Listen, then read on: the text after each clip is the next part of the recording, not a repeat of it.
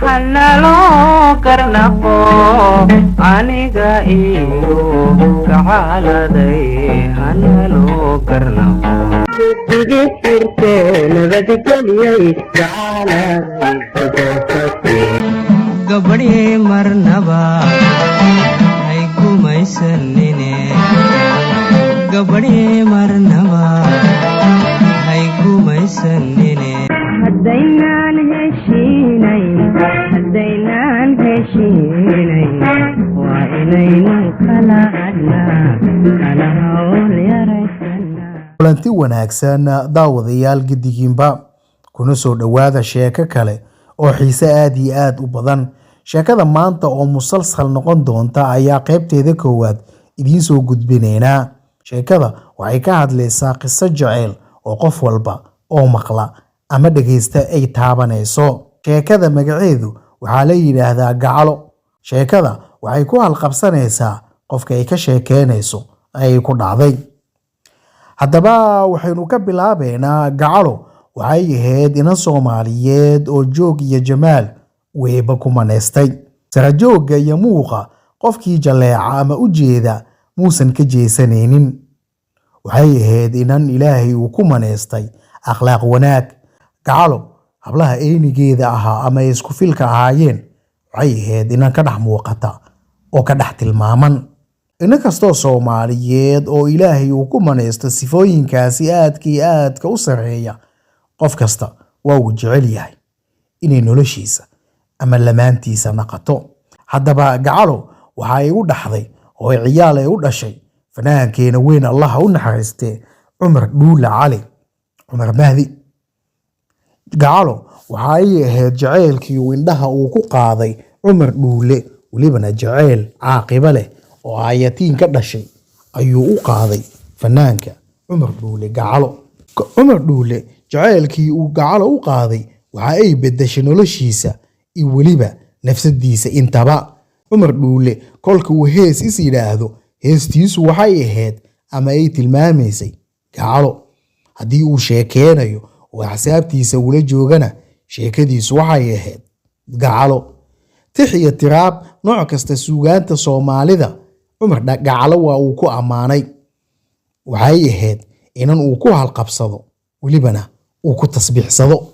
muuqaalka iyo weliba habka Ilaahay uu sameeyay gacalo waxaad is leedahay maduulkii jannada deganaa ee eebbo u ammaanay oo dunida yimidba.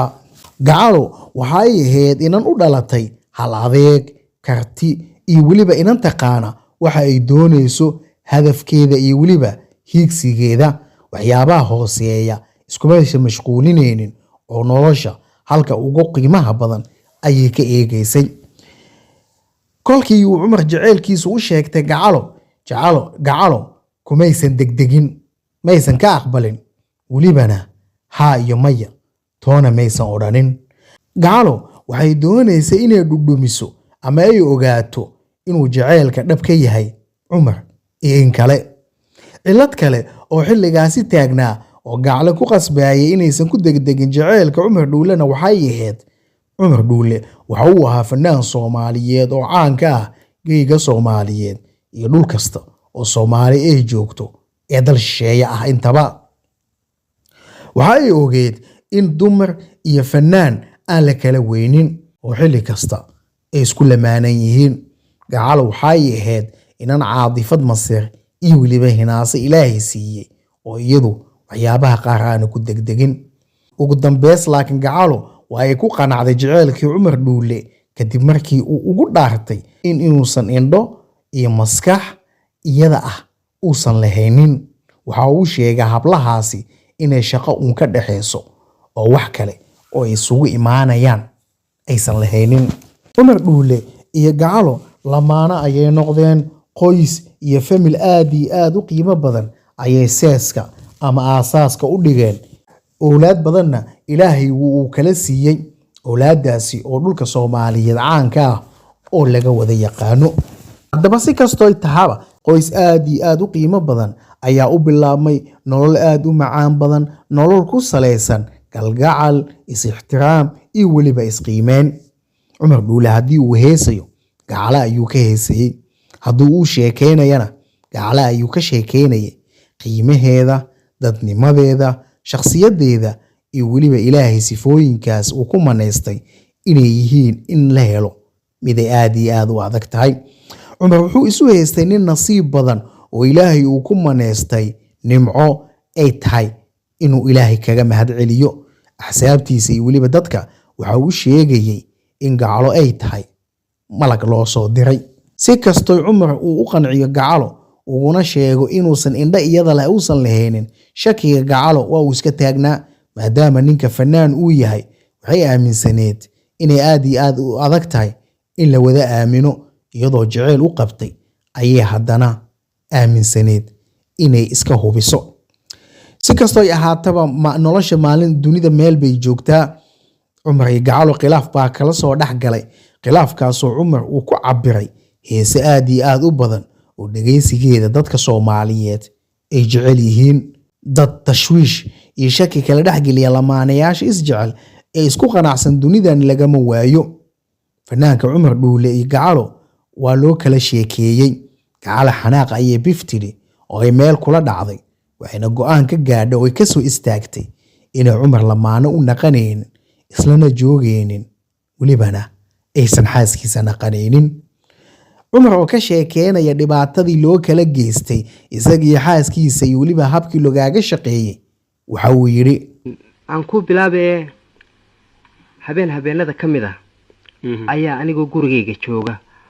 haddaba qaybta dambe ayaynu ka bilaabeynaa sheekadaasi xiisaha badan, iyadoo weliba ay noo soo socotay heesihiisii qiimaha badnaa iyo weliba halka ay sheekada gacalo iyo Cumar Dhuule ku dambeysay.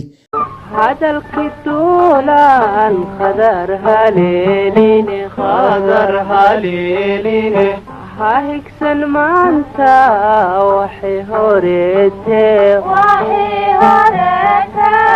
hadalkii duulaan khadar haleeline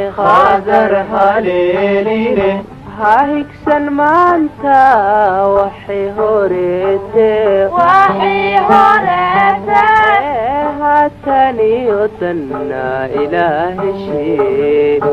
هاتني ودنا إله شيء هذا المعاني هنا وناقي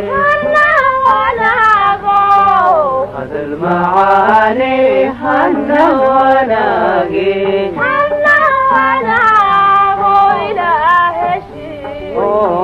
إله شيء